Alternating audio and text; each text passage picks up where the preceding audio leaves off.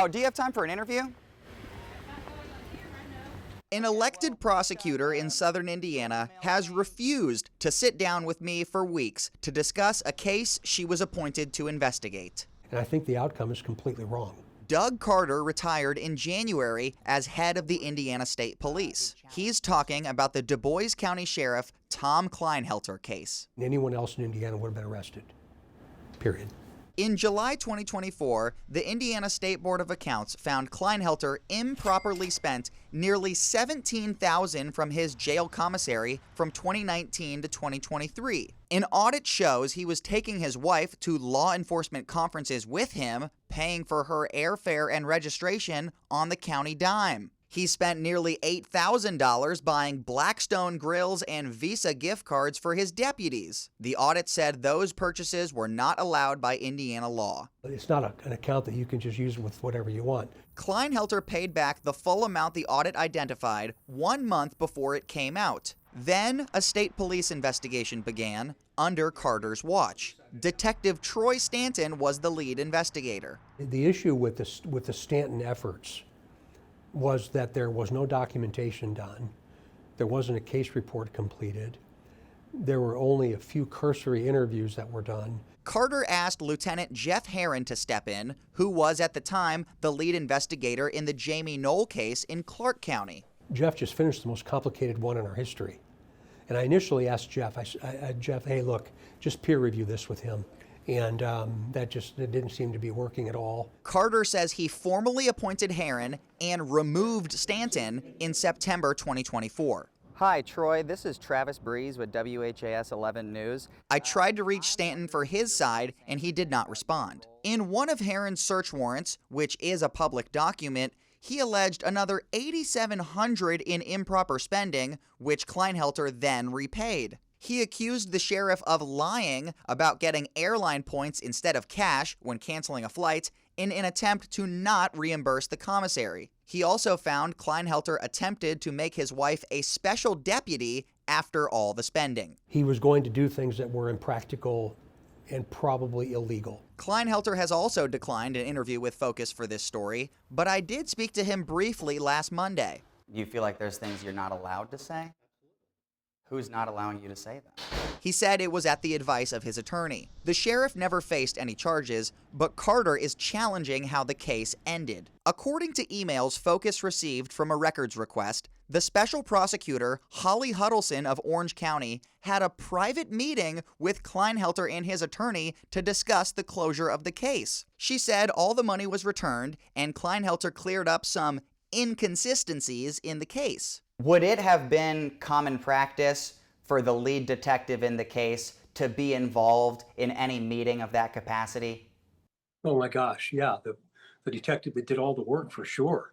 I interviewed Carter again after getting this email chain. Detective Herron pushed back when he learned the case would be closed with no charges. He asked for his own meeting with Huddleston and said Troy Stanton did not do an adequate job. Huddleston forwarded Jeff's email to Stanton, who was no longer on the case. There's a tremendous amount of this that makes no sense to me whatsoever. After avoiding Focus for over a month, we found Huddleston coming back from a lunch break last Monday. We just got your email chain with Jeff Herron that you forwarded to Troy Stanton. I just wondered if you could comment on why you would forward this information to someone who's no longer the lead detective on the case. It had to do with Troy. It was pertaining to Troy as well, so I just forwarded it to him. Why did you hold a meeting to discuss the closure of the case without Jeff? That's all the response I got. Stanton forwarded the email to the new assistant superintendent of ISP, saying he and Huddleston had discussed it, and to say the least, she and I are not happy. What do you think Troy and Huddleston are unhappy about? The truth. The truth. What do you think the truth is? In some way or in some form, they decided that this case would go away. ISP leadership politely declined my offer for an interview, referring me back to Huddleston. In July 2025, Court records show Jeff Herron was disciplined for being overbearing in his email to Holly Huddleston and disclosing information to Du Bois County officials during the investigation. Carter says he was just doing his job. But Jeff's now got to explain this in pending homicide trials. He's got to explain this in the Jamie Knoll case. They ruined a guy. They put a mark on a 40-year guy that didn't deserve it. Herron's attorney gave Focus a statement saying, in part, his top-tier work product was set aside for an unknown reason and disciplinary charges were manufactured. The number of people who won't talk about this case alarms Carter. I've not had any conversation or response at all. My number's the same. Don't expect them to call me. He says he'll keep talking until everyone owns their part of the investigation. With photojournalist Aspen Hester, Travis Breeze, WHAS 11 on your side.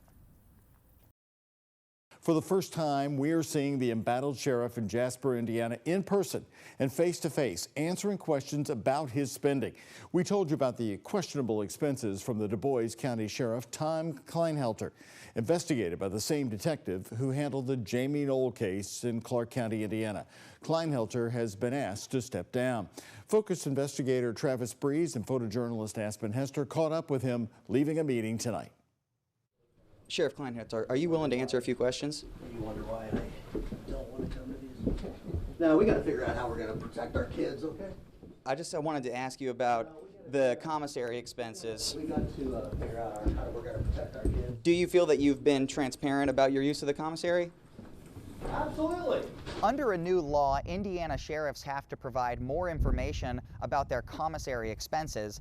At a county council meeting on Monday, it was our first opportunity to see Sheriff Kleinhelter and try to ask him some of the questions we and many in the community have been having. We first told you about Sheriff Kleinhelter's spending in September. An audit last July found he misappropriated almost $17,000 from the jail commissary on trips for his wife and gifts for his deputies between 2019 and 2023. He did return the money. In February of this year, a criminal investigation ended with no charges, but the lead detective said Kleinhelter was dishonest. One search warrant said he tried to change the rules of the commissary and make his wife a special deputy. It's a real shame that a lot of good people who work in the sheriff's office are having their names dragged through the mud from this. Dennis Tedrow, chair of the Du Bois County Democrats, watched as the Du Bois County Council pressed Kleinhelter about his last 3 months of commissary expenses. And then the Omni, I guess that was the same thing, Omni Hotel for $983. Council President Mike Kleisner asked about money to put their chief deputy in an Omni hotel for a training in August. I think we need to be more specific. Well, I've told you guys all this numerous times. Come up and look at the receipts. I mean, you can only put so much on these little lines. But The sheriff also wanted approval for a new deputy to work on a child crimes task force. That's why he said, we have to protect our kids in the hallway. The Indiana Law Enforcement Training Board will review Kleinhelter's certification next month. You have anything you want to say about your upcoming meeting with the subcommittee on certification review?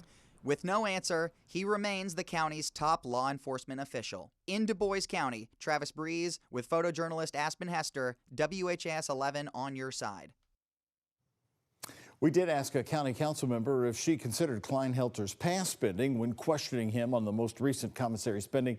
She said it's their duty to be thorough regardless of who holds the seat of sheriff. An Indiana sheriff, a southern Indiana sheriff accused of fraud and perjury, may lose his law enforcement certification. It's a story you'll only see on WHAS 11 News tonight. Hello, everybody, and thank you very much for joining us on this Monday evening at 6. I'm Doug Proffitt. Du Bois County, Indiana Sheriff Tom Kleinhelter had his first hearing today in front of the Indiana Law Enforcement Training Board. WHAS 11 News has been the only Louisville TV station reporting this story, covering Sheriff Kleinhelter since August. An audit in 2024 found Kleinhelter misspent almost $17,000 from his jail commissary fund from 2019 to 2023. No criminal charges were ever filed, and Kleinhelter paid back all of the money, but an Indiana State Police investigation found more potential wrongdoing. Focus reporter Travis Breeze and our chief photojournalist Philip Merle are there telling us where his case stands tonight. I know you don't have to plead one way or another in this, but do you have anything to say about why you guys are here today? do not. Do you think that the board is going to treat you fairly? Tom, do you have anything to say? Sheriff Kleinhelter is not facing any official charges in a court of law. However, on Monday, the body that oversees all law enforcement in the Hoosier State started the process of reviewing his certification for information that was uncovered during his ISP investigation. Good morning. Sheriff Tom Kleinhelter and his attorney Jim Voiles met with two representatives of the Indiana Law Enforcement Training Board near Indianapolis Monday. So your clients received notice of the charges that were sent Yes, sir. by the LEA, okay. Those charges: fraud, perjury, false informing, and official misconduct. The training board is relying on a search warrant written by Indiana State Police Detective Jeff Herron. We reported on that warrant in early September. It says Kleinhelter bought Blackstone grills as Christmas gifts for his deputies using the jail commissary and entered it in the ledger as Walmart, parentheses, training. He's also accused of buying trips for his wife using county money, and while under investigation, tried to make her a special deputy. Is this just a misunderstanding? Are these things that he thought he was allowed to do? Voiles had no comment after the brief meeting. There is a level of accountability there that there should be, and I'm glad that this particular individual was going through that process. Former Indiana State Police Superintendent Doug Carter has questioned why the Kleinhelter case ended in no charges. Even if Kleinhelter is decertified, he could potentially keep his job as sheriff. He has 1 year remaining in his second term. The parties are targeting a trial on this matter in late April. In Plainfield, Indiana, with Chief Photojournalist Philip Merle, Travis Breeze, WHS 11 on your side.